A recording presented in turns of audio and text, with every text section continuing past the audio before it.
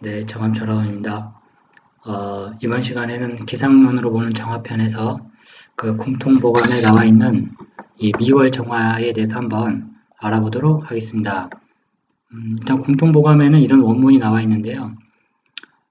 사주는 일단 이론적인 공부도 중요하기 때문에 기본적인 이론은 좀 개념을 잡고 갈 필요가 있습니다. 6월은 이제 미월인데요. 6월 지정은 미월의 정화는 음유택이라 해서 음하고 연약한 그런 기운이 퇴하는 시기라는 얘기죠. 그러니까 음유택이라는 것은 이게 정화를 얘기하는 건데 정화가 유약하다는 겁니다. 음유, 음이라서 유약하고 퇴기, 기가 물러난다라는 뜻입니다. 이 기가 물러난다고 하는 것은 여러 가지 의미가 있는데 계절적으로 4, 5를 지나서 미월은 토월이거든요. 그래서 미월은 토월입니다. 그래서 어떤 책에는 이 토월, 특히 미월에 대해서 정화가 뭐 설계가 되느냐 또 안 되느냐 그런 논쟁이 있는데 뭐 썩 중요한 논쟁 같지는 않습니다. 제가 봤을 때 화생토의 이치에 의해서 사주는 토를 만나면 화는 일단 설기가 됩니다. 그렇기 때문에 음유택이 기운이 점점 약해진다라고 보는 게 맞는 것 같습니다. 단치 삼복생환이라 그래서 다만 이제 삼복이 있는데 놓여 있다는 거죠. 초복, 중복, 말복이 있는 계절인데 음력 6월은 양력으로 7월이 됩니다. 7월에 이제 7, 8월에 걸치게 되면 삼복이 걸쳐 있죠. 이 삼복의 생한 서서히 찬 기운이 이제 뭐 숨어 있다.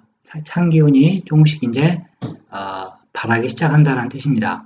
정약극이 그래서 정화는 아주 심히 극히 약하다라는 뜻입니다. 전치간목, 임수차지라 그래서 오로지 간목을 써야 되고 임수를 쓰는 것은 그 다음이다라고 되어 있습니다. 이 미월의 정화에 대해서 미월 정화, 과연 정화가 약한가 강한가? 이게 상당히 중요한 개념인데 과연 강한가 약한가? 미월은 계절적으로 여름이고요. 여름이라는 상리학적인 해석이 있습니다. 그래서 여름은 불이 강한 계절이기 때문에 또한 미토 속에는 정화가 숨어 있습니다. 장간으로. 그래서 약하지 않다라고 보는 게 맞고 두 번째는 상생의 이치로서 화는 토를 생할 이치가 있습니다. 그래서 정화의 기운이 토에 지금 뺏기고 있다라는 이런 두 가지 개념을 잡고 가는 게 중요합니다.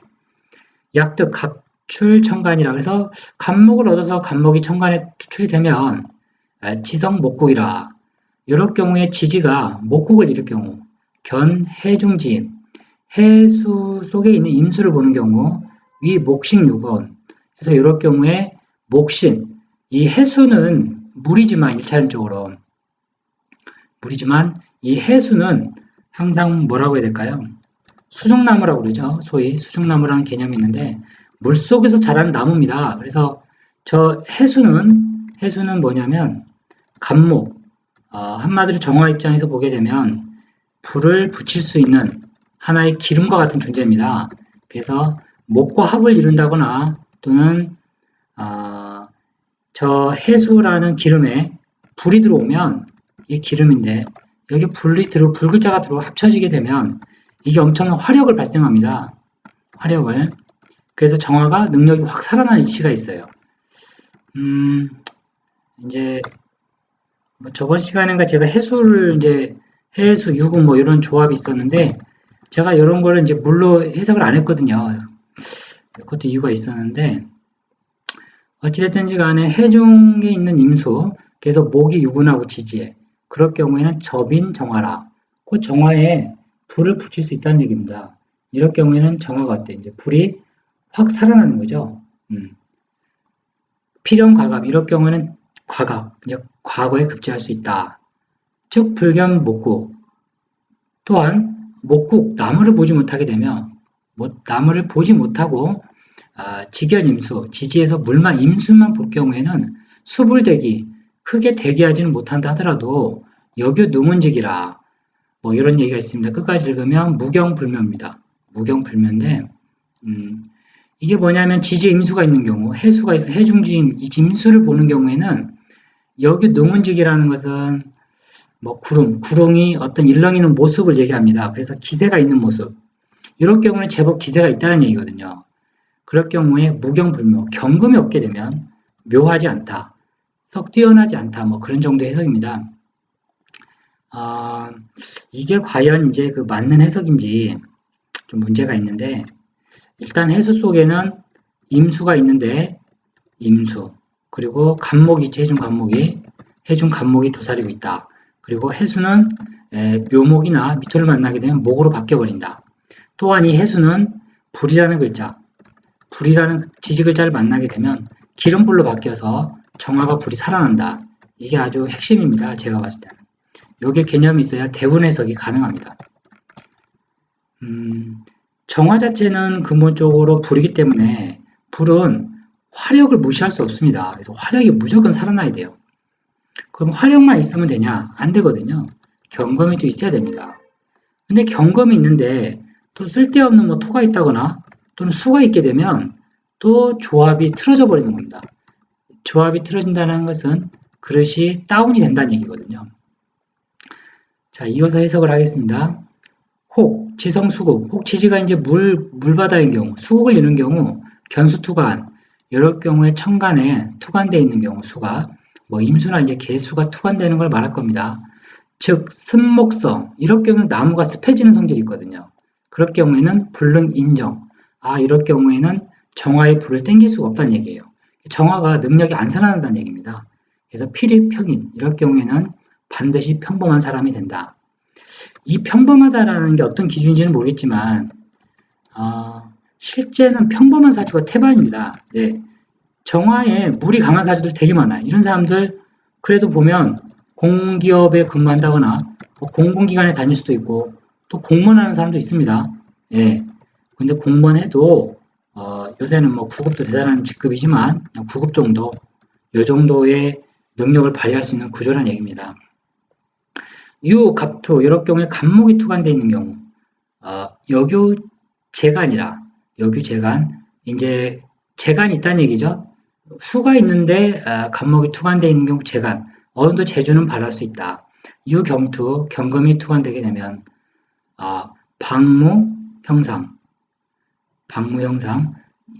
양무 간목, 가명가리, 수능 생재, 고집 나부로 읽어야 될 것 같습니다. 나약할 나자, 고집, 나부, 유부, 뭐 이 정도로 해석해야 될 것 같은데,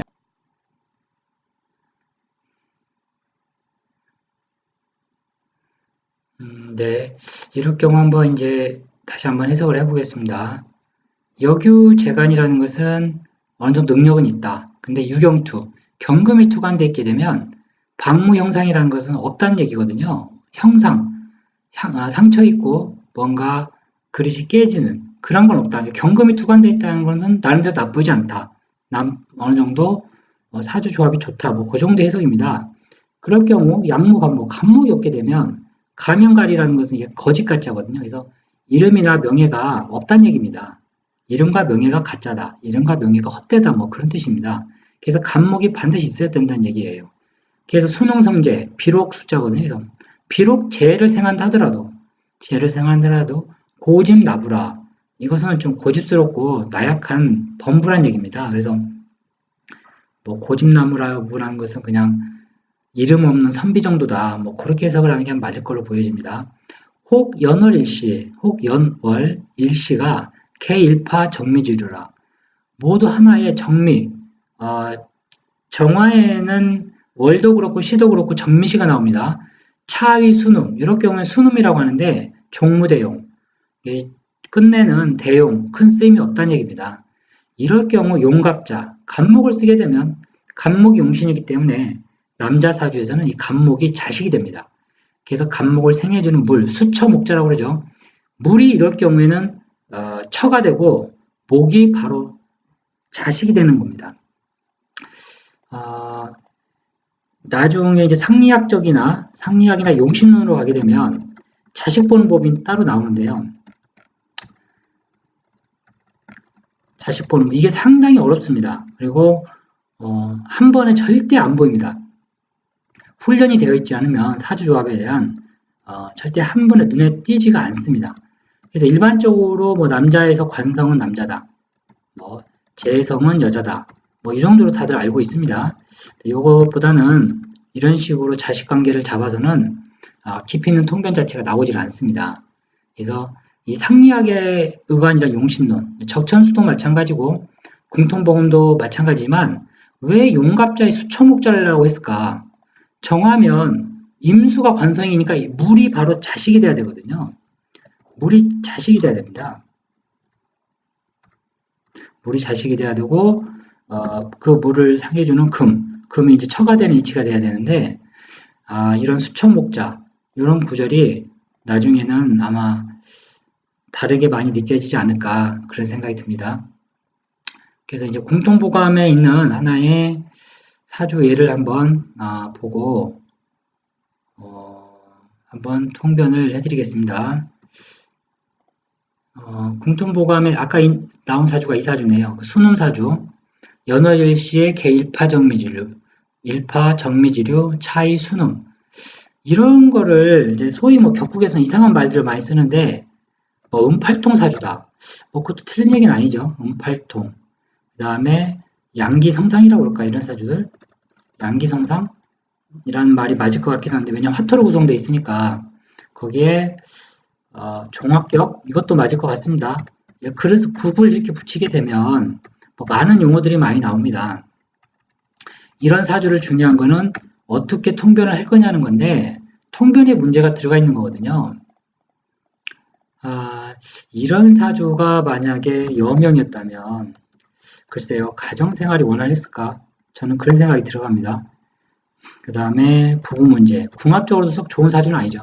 왜냐하면 사주에 여자라는 가정하에 남자도 마찬가지지만 드러난 금과 수가 없습니다. 딱 보면 그리고 목도 없죠. 이럴 경우에는 사주가 글쎄요 좋은 구조를 갖고 있다라고 절대 보질 않습니다. 그래서 이 사주에 대해서는 공통보감에서 뭐 하나의 중화가 없기 때문에 좋지 못한 사주다 뭐 이런 식으로 통변을 했습니다. 이 똑같은 사주가 그 명리학원인가에도 있었는데 제 기억이 명리학원 여기에도 딱 나와 있는데 명리학원에서는 이 사주를 뭐라냐면 간지일기격이라고 하더라고요. 간지일기격 천간지지가 하나의 기운으로만 뭉쳐있다는 얘기입니다. 화생토로만 뭉쳐있죠. 토생금이 없는 겁니다. 이 사주가. 하나의 사주 통변법을 좀 보자면 화토만 있다. 근데 금이 없다. 이게 뭡니까 사람이. 죽도록 노력해도 결실이 없는 거거든요. 이게 하나의 기초적인 통변법인데 그리고 천간에 정화가 4개나 돼 있으니까 사람의 성격이 어떨까 이 사람. 정화가 4개다. 이 정화는 근본적으로 모닥불입니다. 이게 모닥불 4개가 피고 있다고 생각을 하면 답이 나오거든요. 근데 이런 사주가 관성이 없고 식상으로만 가 있기 때문에 이런 거에 대한 성격을 잘 잡고 얘기를 해줘야 됩니다. 왜냐하면 같은 사주가 다 다르게 살거든요. 그래서 이런 사주가 뭐 대체적으로 그 명리학원에는 뭐 종에는 흉하게 되었다라고 표현되어 있는데 흉하게 되었다.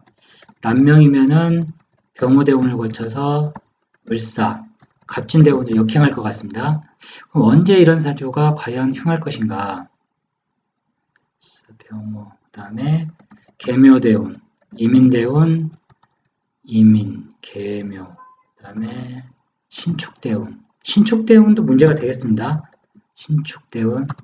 신축대운이 제가 봤을 땐 문제가 될 것 같은데요. 대운으로 봤을 때는 이 미토는 목의 고입니다. 저게 12운성에서는 목의 고, 묘고라고 그러는데 이런 모고가 형충파 받을 때 반드시 문제를 일으킵니다.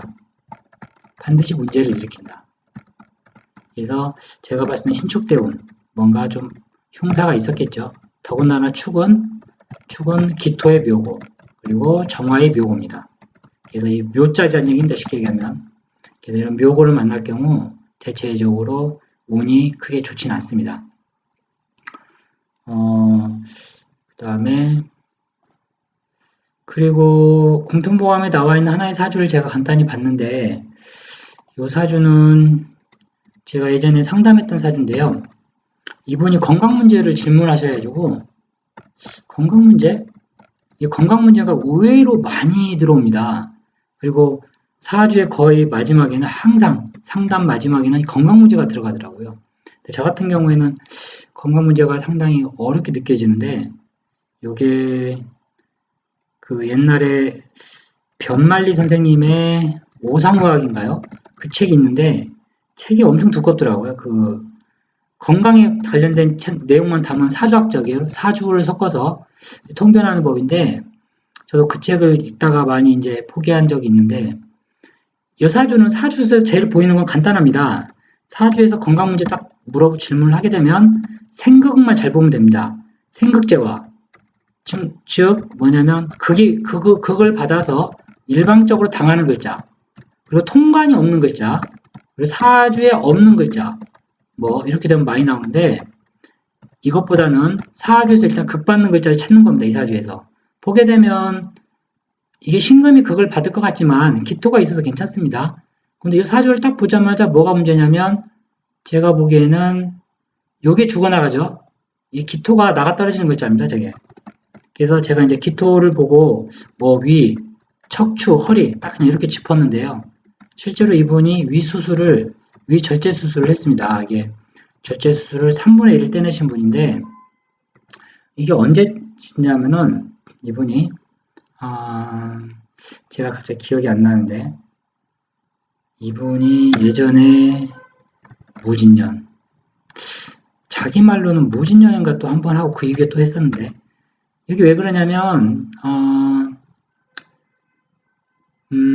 이게요 사주가 보게 되면 기토가 지지 보게 되면 해미 합을 이루고 있거든요. 이 사주가 그럼 해미는 저 해수는 물이 아닙니다. 이럴 경우 저걸 또 물이라고 우겨버리면 진짜 답이 없습니다. 해준 말이 해염이 목이거든요. 목은 토를 치게 되어 있습니다. 천간은 저 기토가 날아가는 거예요. 그래서 이 사주는 항상 위 조심해야 된다. 위를 조심해야 돼. 이 토가 다 요 합에 의해서 이게 나가 떨어지는 글자예요. 그리고 나머지는 유금도 좀 약하긴 하죠. 왜냐면 이 사주가 좀 안 좋은 게 왜 안 좋냐면 햄이 한 목이죠. 목을 이루는데 유금하고 싸우고 있는 형상입니다. 이걸 금목상쟁이라고 하는 거예요. 대체적으로. 금목상쟁들이 좋은 사주들이 아니에요. 전체적으로. 근데 그러면 이게 싸워도 100% 싸우는 사주가 있고요. 한 50%만 또 싸우다 많은 사주가 있습니다. 그럼 이 사주는 어디에 해당될 것인가? 이 사주는 100%가 아니죠. 50% 정도 싸우다가 많은 사주예요. 그러니까 흉이 반감되는 겁니다. 오히려. 왜냐하면 이 정화 때문에 그렇습니다. 예. 정화의 극제를 받고 있기 때문에 저 유금이 함부로 망동을 하지는 않습니다. 이런 게 사주가 참 재밌는 해석법인데 이런 사주는 만약을 가정에 사는 이제 해석법인데 저런 사주가 만약에 돈을 많이 벌었다. 그래서 부자가 됐습니다. 그러면 어떻게 되느냐? 좀 문제가 되죠. 이런 사주들. 돈을 많이 벌면 그 돈이 모여야 됩니다. 근데 이게 모일 것인가 저 사주? 아니죠. 반드시 건강 문제가 불거집니다. 그래서 몸이 아프거나 그래서 돈이 나가야 되는 사주입니다. 전형적인. 그게 바로 이제 금목상쟁에 대한 기본적인 통편법입니다. 그래서 제가 이번 시간에는 오랜만에 이 궁통보감을 한번 했습니다. 이걸 또 마무리를 지어야 될 것 같은데 일단 오늘은 미월 정화에 대해서 한번 살펴봤습니다. 다음에는 신월 정화로 넘어가겠습니다.